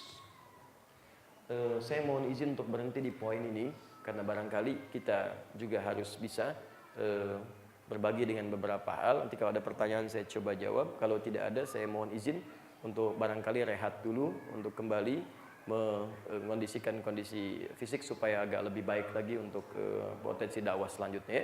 Jadi nanti kita sepakati paling maksimal kita di jam 9 ya, kurang 1/4 boleh? Baik, alhamdulillah. Anda kalau mau sampai jam 10 juga boleh tadi ya, cuman jam 9 saya pulang gitu. Time. Lihat sini pelan-pelan. Maaf, kelihatan nih? Halo? Nggak kelihatan, perlu diperbesar. Saya tulis coba ya, bentar. Haqqa tuqati, haqqa tuqati. Lihat sini. Tingkatkan takwa Anda kepada Allah haqqa tuqati. Kemudian ada kalimat ini. Diterjemahkan di mushaf dengan sesungguhnya, serius. Kalimat ini dalam bahasa Arab, khususnya dalam kosakata Al-Quran, setidaknya punya 2 makna utama. Secara cepat saja. Nanti tafsirannya di hadis ya. Pertama, yang dimaksud keseriusan di sini adalah takwa yang ditunaikan dengan sungguh-sungguh dalam setiap keadaan. Ini poinnya. Bukan hanya dalam satu hal saja. Makanya Nabi pernah mengatakan ittaqullaha haitsu ma kunta. Bertakwalah kepada Allah dimanapun kamu berada. Jangan sampai mohon maaf ya, Anda di masjid takwa, keluar dari masjid sudah hilang takwanya. Kan? Hati-hati di pengajian takwa, ketemu dengan teman-teman di perkumpulan hilang lagi takwanya. Allah nggak inginkan itu. Di kantor jadi orang takwa, di rumah jadi suami istri yang takwa, di masjid jadi hamba yang takwa. Termasuk nanti ketika mempraktekkan takwa itu, kan takwa itu salah satu bentuknya ibadah. Nanti kita turunkan. Salat misalnya kan bagian dari takwa. Quran surah kedua Al-Baqarah ayat 2 sampai ayat 3. Dzalikal kitabu la raiba fihi hudan lil muttaqin. Siapa orang muttaqin ini? Ayat 3 aja. Alladzina yu'minuna bil ghaib wa yuqimunas shalah. Yuqimun berjamaah. Ada orang yang kalau berjamaah itu takwanya luar biasa, khusyuk kelihatannya gitu kan. Tapi ketika selesai berjamaahnya, salat sunnahnya Masya Allah gitu kan. Seperti olahraga, Allahu Akbar, Allahu Akbar, Allahu Akbar, Allahu Akbar. Ini sesuatu yang tidak tepat kan. Dimanapun dia berada, dia selalu merasa diawasi oleh Allah Subhanahu Wa Taala. Mau dengan orang, mau tidak dengan orang, nggak ada di situ gambaran-gambaran hal lain kecuali dia ingin mendapatkan perhatian dari Allah dengan semaksimal mungkin. Imam juga begitu. Jangan karena imamnya makmumnya cuma 3 orang, ya Masya Allah lagamnya yang biasa aja. Bismillahirrahmanirrahim. Alhamdulillahirabbil alamin. Begitu 300 orang, Bismillahirrahmanirrahim. Masya Allah. Jadi beda. Lain gitu kan. Gak akan berpengaruh. Ini poinnya. Nah, jadi ada atau tidak adanya orang, dimanapun kita berada, tingkatkan ini. Ini poinnya. Khusyuk dalam salat berjamaah, khusyuk ketika menunaikan sendirian saat tak mampu berjamaah. Khusyuk berada di masjid sama dengan khusyuknya ketika berada di kantor. Anda merasa di masjid diawasi oleh Allah, Anda ke kantor pun merasa diawasi oleh Allah. Maka kalau sudah bisa seperti itu, Anda tidak akan pernah gunakan pena untuk tanda tangan sesuatu yang dibenci oleh Allah Subhanahu Wa Taala. Anda tidak akan pernah gerakan tangan untuk melakukan pekerjaan yang tidak disukai oleh Allah Subhanahu Wa Taala. Bahkan keluar dari masjid pun akan lain. Anda tahu Allah perhatikan, maka masuk dengan keluar akan lain. Mustahil orang yang takwa masuk ke masjid kakinya kiri dan keluar kanan, itu mustahil. Mustahil. Anda masuk kamar mandi kaki kiri. Keluar masjid kaki kiri, gitu kan? Kiri, hati-hati kan. Masuk masjid kaki kanan, keluar masjid kaki kiri. Anda cek selama ini, coba. Ya, kalau Anda takwanya semakin kuat, begitu salah melangkah, begitu keluar masjid kanan misalnya begini, Anda akan tarik lagi begini. Anda akan balik lagi, Anda langkahkan yang kiri. Itu otomatis tuh. Tapi kalau Anda santai aja misalnya, keluar kanan, Pak kok kanan? Sama aja kaki kan dari Allah juga, kan? Itu agak repot ya seperti itu ya. Paham? Baik. Yang kedua, kalimat haqqa tuqati bisa berarti sesuatu yang dilakukan dengan cara yang benar. Ini poin ini. Cara yang benar. Tidak cukup dengan semangat. Memang serius, sungguh-sungguh gitu kan. Saya waktu dinas di Saudi itu 2010, Masya Allah. Banyak yang serius, sungguh-sungguh begitu sainya. Rabbighfir warham wa'fu wa takarram, sampai nangis berjalan. Innaka antal azul akram. Sa'i dia cuma 14 putaran. Nabi aja cuma 7, dia 14 gitu kan. Masya Allah, lebih soleh daripada Nabi. Baik, Nabi dari Bukit Sofa ke Marwah itu dihitung 1, dia ngitungnya setengah. Masya Allah, ini setengah. Karena kurangnya ilmu, tidak tahu cara menunaikan dengan baik. Sama saat berputar-putar di tawaf juga, ya, berputar tawaf di Ka'bah itu. Masya Allah, belum tahu cara yang baik ya. Di antaranya apa gitu kan? Banyak yang terjadi teman-teman sekalian. Bahkan sekarang lebih ini lagi, lebih repot lagi kan? Ya, lebih repot lagi, sayang antum itu kan umrah biayanya banyak. Nggak sedikit, tenaga keluar juga. Kalau nggak sah kan sayang gitu kan? Atau kalau nggak ada manfaatnya. Sekarang Masya Allah banyak yang live tawaf itu. Ya. Mau tawaf sudah mulai nih. Orang sudah menghadap ke Ka'bah. Tangan diangkat begini kan cuma satu ngadep kalau dari jauh gitu kan. Bismillahirrahmanirrahim. Ya, kalau mau dilengkapi Allahumma imanan bika gitu kan. Mulai dari awal. Kalau mau dipotong ke ujungnya saja. Bismillahirrahmanirrahim. Nggak bawa apa-apa begini. Sekarang ada yang lain. Handphonenya begini. Lihat ya. Bismillahirrahmanirrahim. Masya Allah jalan. Subhanallah. Alhamdulillah. Capek ini. Kayaknya begini. Sayang gitu kan. Sayang. Dan saya perhatikan kadang-kadang sering kasihan gitu kan. Dan jemaah-jemaah kita baik dalam haji ataupun umrah yang saat manasik itu nggak pernah diberikan penjelasan yang detil. Kadang ada yang saking semangat, pengen khusyuk, pengen diterima sempurna, fokus dengan doa gitu kan. Dengan doa itu baik, boleh nggak ada masalah. Cuman sayang yang dibaca, nggak paham yang dibaca. Yang dibaca nggak dipahami. Karena saking takutnya nggak sah dibaca itu kan. Padahal doa yang sunnah cuma 2 tawaf itu. Dan nggak susah. Umumnya orang Indonesia pada hafal semua. Ya, dari Hajar Aswad menuju Maqam Ibrahim. Subhanallah, alhamdulillah, wala ilaha illallah, wallah akbar, la haula wala quwata illa billah. Selesai. Hafal kita. Yang kedua sunnahnya dari Rukun Yamani ke Hajar Aswad. Hafal semua kita. Bahkan punya istilah sendiri. Al-Baqarah ayat 201 itu. Rabbana atina fid dunya wa fil akhirati wa qina adzabannar. Doa apa itu? Oh, kan antum punya istilah sendiri. Orang Arab aja nggak punya istilah itu, cuma antum tuh. Doa sapu jagat, ada doa sapu nggak ada jagatnya, ada juga jagat nggak ada sapunya. Masya Allah, udah hafal dua-duanya nggak susah. Adapun dari Maqam Ibrahim sampai dengan ke Rukun Yamani itu bebas, boleh minta apa saja. Boleh dengan bahasa kita juga boleh.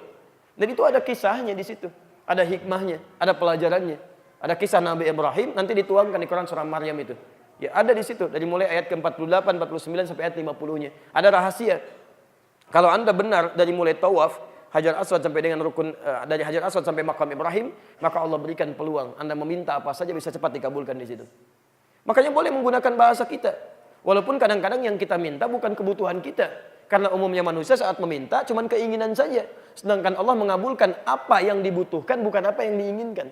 Makanya doanya diseleksi lagi. Yang baik untuk dunia kita, bermanfaat untuk akhirat kita. Anda bacakan di Rukun Yamani sampai dengan Hajar Aswad. Rabbana atina fid dunya hasanah wa fil akhirati hasanah wa qina adzabannar. Ya Aziz, Ya Ghaffar, Ya Rabbal Alamin. Itu seleksi dari setiap permintaan tadi yang menjadikan dunia kita baik, akhirat kita baik. Kadang-kadang ada yang diganti supaya lebih baik lagi mendapatkan dunia dan akhiratnya. Masya Allah. Ya, sekarang ada yang banyak orang Bangladesh juga ya, orang-orang luar, mereka menggunakan bahasa mereka itu benar. Dan kita bisa lakukan itu, silakan minta aja, nggak ada masalah. Ya. Bahkan nanti di multazam misalnya Anda bisa minta, nggak harus pakai bahasa Arab. Saya pernah ada pengalaman itu ya, cerita dari teman. Masya Allah, itu 2 orang kisah terjadi dan nyata itu. Ya, maksudnya terjadi dan dikabulkan. Dan satu pemuda datang, dekat multazam, dia bermohon kepada Allah. Suasana masih agak kosong, ya Allah. Hamba sampai hari ini belum punya jodoh. Belum menikah, ya Allah, gitu kan. Sampai datang ke Ka'bah ini memohon sampai ke sini, ya Allah. Saat sedang berdoa itu tiba-tiba datang seorang perempuan sampingnya, tinggi, cantik, hidungnya mancung, Masya Allah. Ya Allah, kayak gini, ya Allah. Masih contoh. Masya Allah. Dan dikabulkan karena dia minta dengan bahasa yang dipahami. Dikabulkan. Walaupun bukan dengan yang tadi gitu kan. Tapi dia nikah. Nikah, kabarnya datang. Dia nikah gitu kan. Dia minta dengan yang dia pahami. Dan itu boleh. Kecuali dengan doa-doa yang khusus dipanjatkan. Yang gak boleh diganti lafadznya. Ya kalau yang umum silakan. Ada lagi yang datang. Masya Allah, ini lain. Ya Allah, hamba banyak kesulitan dalam kehidupan. Banyak hutang hamba, ya Allah. Sampai datang ke sini pun hamba punya utang, ya Allah. Banyak catatannya. Kalau tidak percaya, ini ya Allah ditempelkan. Ada. Tapi dia pulang, selesai masalahnya. Ya, maksudnya di antara sekian yang kita mohonkan kepada Allah, ada hal-hal yang harus kita pelajari. Jangan-jangan selama ini ibadah kita belum maksimal. Karena belum tahu cara menunaikan dengan baik ya. Sholat saja, yang kita kerjakan tiap waktu, coba lihat sindirannya dalam Al-Quran. Halus tapi tajam. Bahkan orang-orang sholat itu ada yang tidak paham, tidak ngerti apa yang dilakukan dan dibacakan dalam sholatnya. Silahkan cek sampai dengan sholat terakhir kita. Berapa dari rakaat sholat itu yang kita pahami bacaannya? Jangan-jangan ribuan kali ruku, ribuan kali sujud, gak ngerti yang dibacakan. Gak paham yang dimintakan. Bagaimana kita bisa mendapatkan manfaat dari sholat kita? Karena itulah kemudian kalimat takwa ini seringkali diteruskan oleh Nabi SAW dalam bentuk pengajaran, ta'lim. Dalam ta'lim dibuka dengan kalimat takwa. Seakan-akan ingin memberikan pesan kepada kita bahwa kalau Anda ingin meningkatkan takwa tidak cukup dengan semangat saja. Mesti serius menunaikannya dalam setiap keadaan dan coba belajar dengan cara yang benar. Kalau sholatnya mesti benar, gitu kan? Dari mulai takbir sampai dengan selesainya. Kalau baca Quran bukan cuma baca. Kalau cuma baca anak kecil juga bisa baca. Tapi mulai membaca dengan benar, belajar makhrajnya, belajar tajwidnya. Ayo belajar dengan baik. Anda mau umrah, belajar dengan baik. Anda mau zakat, sampai kapan mau dititipin terus? Kenapa nggak belajar? Supaya Anda paham, ini harus dikeluarkan ke sini. Sampaikan, beda antara mengeluarkan langsung, menyampaikan langsung, dengan Anda titipkan itu lain. Walaupun menitipkan itu boleh. Tapi ketika Anda paham, Anda sampaikan langsung, itu lain. Walaupun nilainya cuma 10.000, tiba-tiba Anda antarkan, orang itu menerima. Ya Allah, terima kasih ya Allah. Ini yang hamba butuhkan saat ini. Terima kasih ya Allah. Mas, mudah-mudahan dijaga Allah ya, rizkinya yang lancar, berkah hidupnya, disayang Allah, jodohnya langgeng. Wah, Masya Allah, banyak, padahal cuma 10.000. Udah Pak, jangan banyak-banyak, besok 100.000 ya, Masya Allah, supaya banyak lagi. Itu indah gitu. Anda nggak akan bisa temukan itu, dititipkan nggak ada masalah, tapi Anda nggak akan temukan suasana itu. Jadi begitu mendapatkan yang demikian cuma dengan 10.000, besok bisa Anda rencanakan lagi. Makanya kalimat zakat dibuka selalu dengan kata ita di Quran. Wa'atuz zakah, wa'atuz zakah. Ita itu kan 3 artinya. Keluarkan dengan tulus, sampaikan langsung, dan pastikan diterima oleh orangnya jika mampu melakukannya. Ayo kita pelajari gitu kan. Itu akan indah kalau Anda pelajari dengan baik, aplikasinya akan indah. Semuanya. Infak. Berapa kali Anda infak selama hidup? Pernah nggak tahu kepada siapa infak diberikan? Jangan-jangan selama ini infak, tapi nggak memahami. Yang prioritas itu siapa? Kan ada 5 yang harus kita infakkan itu, yang paling prioritas. Quran surah kedua ayat 215 itu. Ada orang tua, ada kerabat terdekat, ada anak yatim, ada orang miskin, ada ibnu sabil. Ini paling prioritas. Yang lainnya kemudian disusulkan. Jangan sampai infak jauh-jauh, orang tua sendiri misalnya tidak dapat perhatian kita. Orang tua kan nggak boleh dizakati. Kadang-kadang butuh sesuatu, cuman nggak mau cerita. Kita yang harus lihat. Kerabat terdekat, infak sampai jauh-jauh. Anak paman sendiri putus sekolah. Masya Allah. Anak adik sendiri misalnya kesulitan dalam kehidupannya. Coba cek. Jadi teman-teman sekalian, ini gambarannya yang saya coba sarikan. Kenapa Nabi sering mengingatkan dengan kalimat takwa? Ini poin-poin yang ingin disampaikan. Nah, bagaimana sekarang cara memulainya? Maka ini bentangannya. Ya, ada tawaran-tawarannya. Kalimat takwa disebutkan 115 kali dalam Al-Quran. Dan wujudnya, prakteknya ada di ayat-ayat yang berupa ibadah. Ada hubungan dengan Allah, misal salat Al-Baqarah ayat 2-5. Ada salat, ada infak, ada baca Al-Quran disebut dengan takwa. Kalau Anda bisa kerjakannya dengan baik, ulaika ala hudam min rabbihim wa ulaika humul muflihun. Anda akan dilindungi oleh Allah dan hidupnya akan bahagia. Seperti konsep tadi. Ada lagi puasa. Ya, saya sarankan Kalau Anda ingin memulai meningkatkan takwa dengan lebih tinggi, kuat, coba dengan puasa. Puasa ini Masya Allah, satu kali mendayung, amalan-amalan lain bisa dikerjakan, bisa terlampaui. Ya, karena dengan puasa biasanya, orang puasa itu jangankan yang fardu, yang sunnahnya nggak mau ketinggalan. Anda tidak puasa ketinggalan sholat fardu biasa. Anda puasa ketinggalan sholat sunnah, Anda bisa gelisah. Anda tidak puasa, ada orang minta di depan, belum tentu Anda kasih. Anda puasa, jangankan yang kelihatan mata, yang nggak kelihatan Anda cari-cari, Anda catat tuh. Bukankah saat Ramadan Anda mencatat? Anak yatim ada berapa, fakir miskin ada berapa? Yang nggak kelihatan mata Anda cari. Dan orang puasa hebatnya, dia akan berusaha menekan maksiat. Nggak mau maksiat. Bohong nggak mau dia. Minimal takut batal puasanya, dia tahan-tahan di latihan. Bro, kemarin kemana? Janjian nggak ada. Kapan? Kemarin jam 9. Oh, habis maghrib deh, saya jawab. Habis maghrib tuh, tunggu maghrib dulu. Masya Allah. Ntar habis maghrib ya. Gitu kan, nggak mau dia. Ntar habis maghrib lupa, nggak ditanya lagi tuh. Jadi dia terlatih. Makanya ketika Anda puasa, kalimat takwanya ditutup dengan takwa. Al-Baqarah 183. Ya ayyuhalladzina amanu kutiba alaikumussyam kama kutiba alal ladzina min qablikum la'allakum. Haji itu puncak tertingginya. Dengan kalimat takwa, Quran surah kedua 197, posisi paling kanan sebelah atas. Al-hajju asyhurun ma'lumat, faman farada fihinna al-hajj fala rafatha wala fusuqa wala jidala fil hajj, wa ma taf'alu min khairin ya'lamhu Allah, wa tazawwadu fa inna khairaz zadit taqwa. Ya, dan yang terakhir, takwa bukan cuma ibadah ritual, tapi juga sikap sosial dalam kehidupan. Dan tidak sedikit orang kehilangan pahala-pahala ritual karena persoalan yang terakhir ini. Dan di sini saya akan akhiri, sekaligus kita tutup bersama-sama.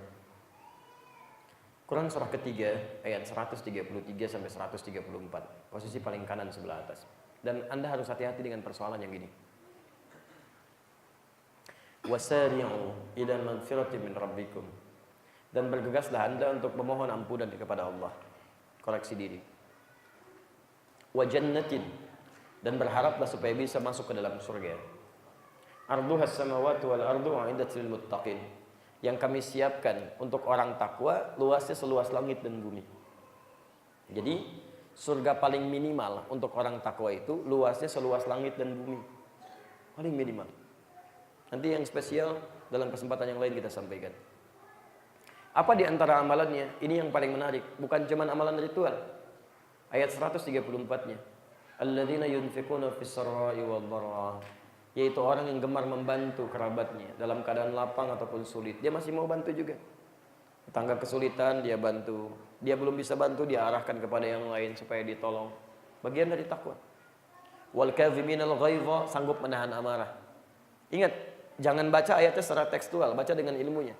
Kalau ada kalimat sanggup menahan amarah, artinya ada ujian yang bentuknya kemarahan yang datang kepada Anda. Jadi orang takwa itu ketika orang marah-marah misalnya, sikapnya beda dengan yang takwanya lemah. Beda lain.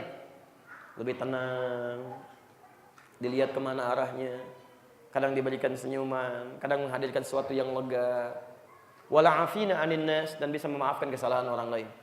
Kalau ada redaksi memaafkan kesalahan orang, berarti berpotensi kehidupan kita itu selalu bersinggungan dengan orang lain, yang memungkinkan, menghasilkan atau menghadirkan hal yang tidak kita senangi. Orang takwa itu cepat maafkan. Maafin aja. Maaf ya, lihat ini. Memaafkan orang itu nggak ada ruginya. Jadi jangan Anda kira kalau memaafkan persoalan selesai. Tidak. Belum tentu selesai. Anda punya masalah dengan orang, Anda maafkan dia. Urusan Anda dengan dia itu diselesaikan oleh Allah. Urusan Anda dengan Allah pun selesai. Karena itu ketenangan diberikan pada diri Anda. Anda nggak pernah pikirkan dia, Anda tidak sibuk dengan dia. Tapi kalau dia belum minta maaf kepada Anda, urusan dia belum selesai dengan Allah. Karena itu dia akan terus memikirkan Anda. Capek ngurusin Anda. Capek memikirkan Anda, bikin status tentang Anda macam-macam, biarin aja. Dia capek mikirin Anda nggak pernah mikirkan dia sedetik pun. Dan hebatnya nanti, ini yang paling berbahaya. Awas, hati-hati. Orang-orang yang walaupun rajin ibadah ritualnya, tapi tidak bisa menjaga takwa sosial dia. Misal, rajin sholat, rajin puasa, rajin ibadah, tapi rajin juga mencela, rajin juga menuduh, rajin berselisih, rajin macam-macam. Itu disebutkan oleh Nabi. Kalau Nabi menyebutkan dengan kalimat umum, artinya akan terjadi di setiap masa dengan tokoh yang beda-beda.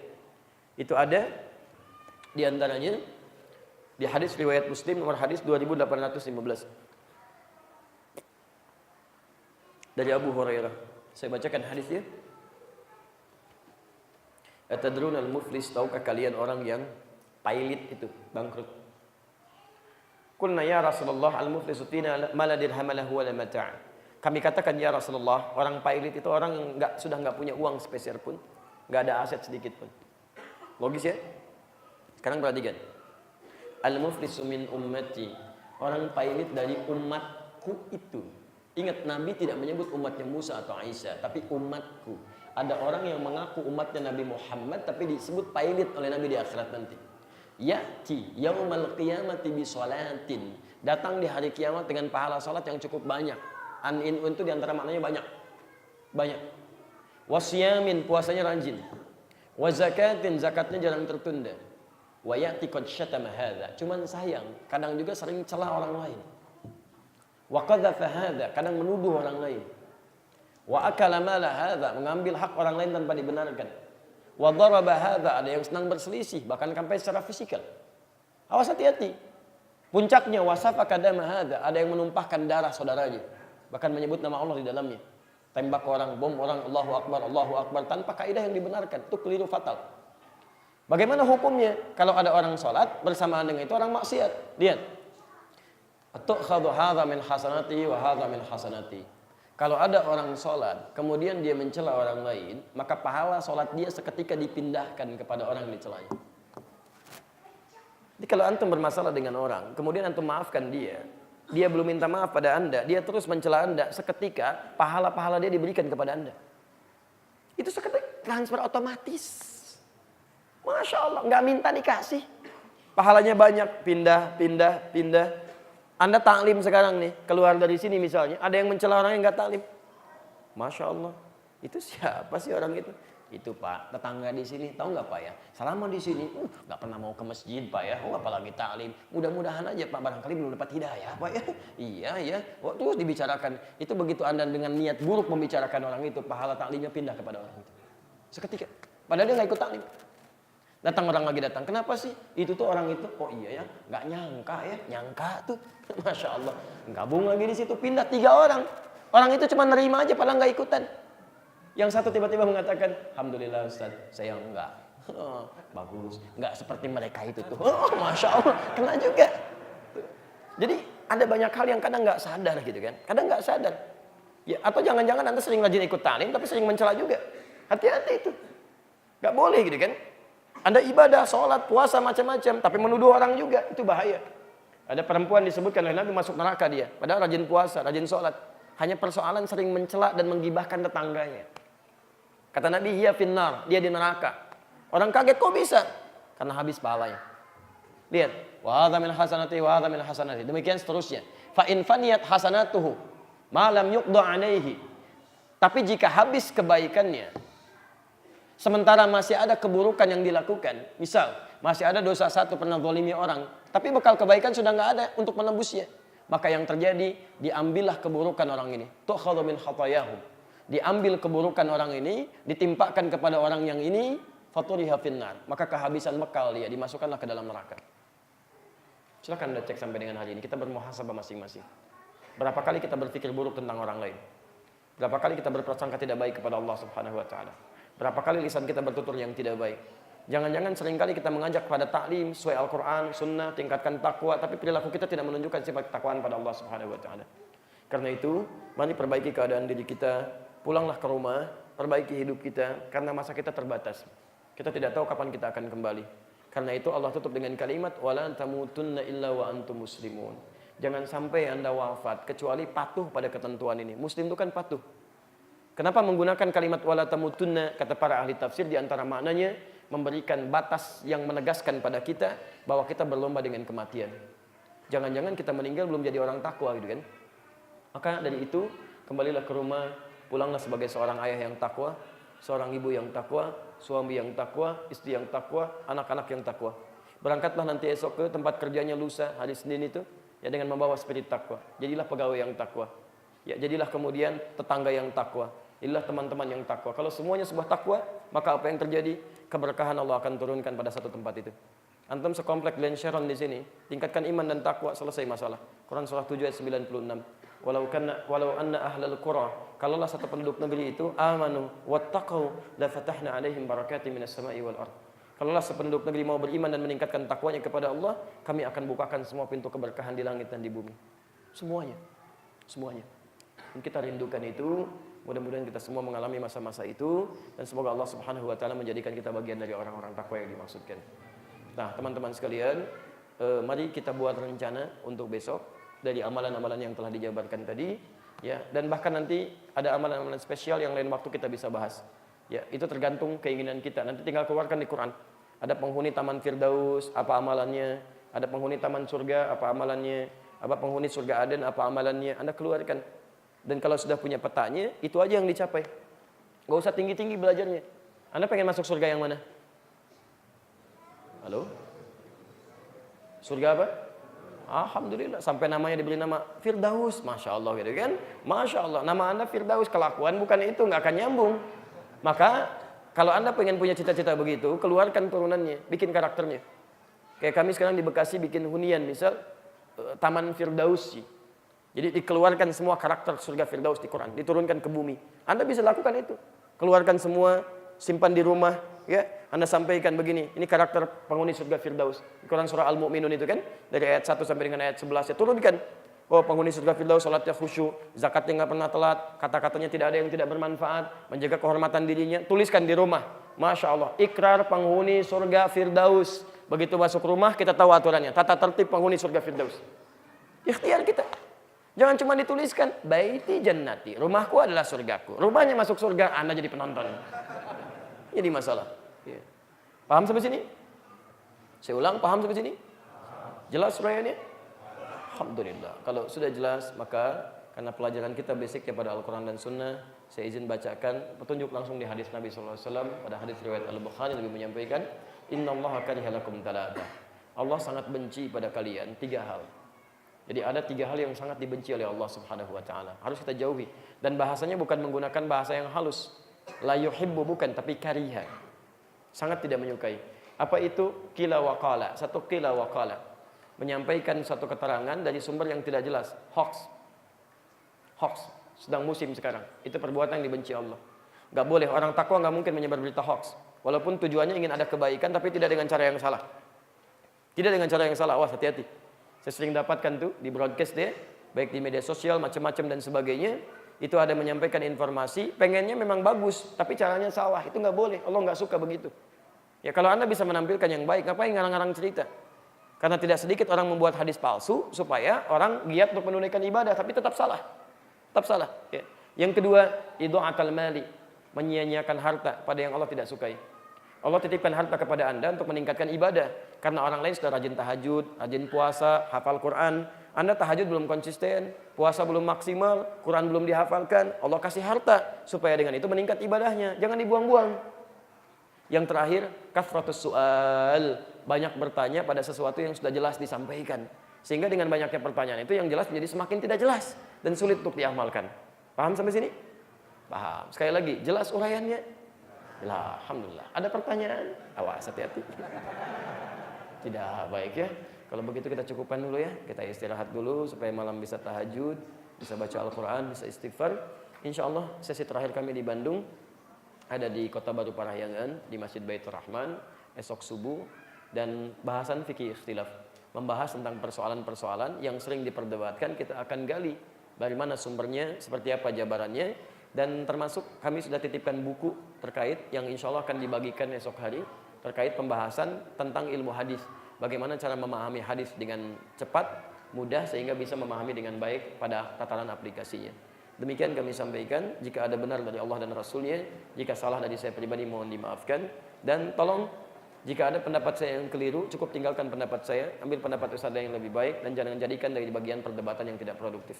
Subhanakallahumma bihamdika asyhadu an la ilaha illa anta astaghfiruka wa atubu ilaik. Wa akhiru da'wana alhamdulillahi rabbil alamin. Wal 'afwu minkum. Assalamualaikum warahmatullahi wabarakatuh.